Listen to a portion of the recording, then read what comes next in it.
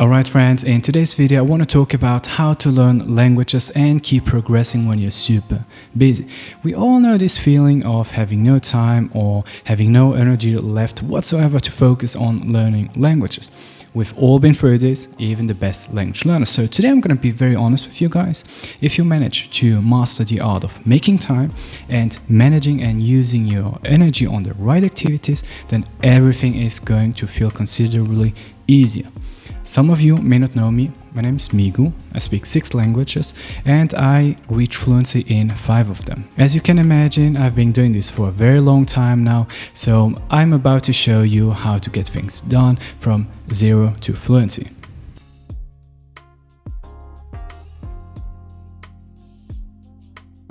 Alright, let's start with activities that require me to sit down. So what do I do and how do I do it?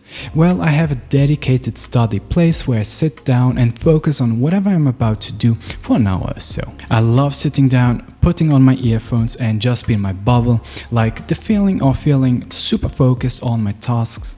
Just love it. I focus on 2 activities. The first one, bite-sized grammar exercises.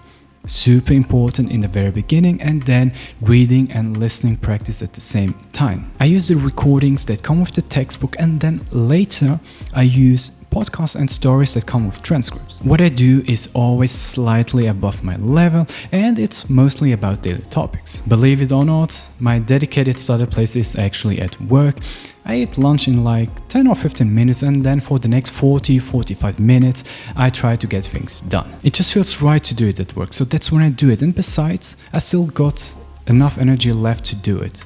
At home, no way I'm gonna sit down. Too tired. As soon as I have good grasp of basic grammar and vocab, it's super important to focus on podcasts and stories, because what I want to do is I want to know what native speakers use and do, and I'm not really that much interested in knowing what the textbooks want me to know.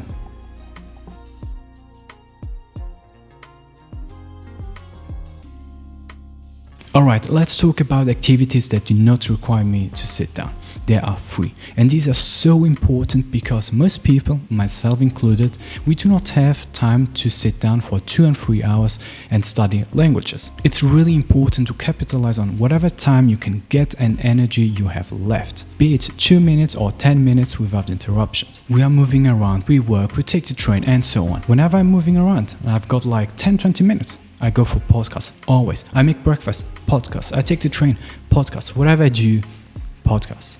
Audio lessons are kind of boring for me, but they are also very useful, so keep that in mind and use them if you don't have podcasts available yet. This may sound ridiculous, but whenever I go to the bathroom I do flashcards. So yes, I do take productive shits. It just takes a few seconds and I do around 100-200 every day. Again, I associate specific activities with specific locations. Working grammar and flashcards and bathroom. Call me weird.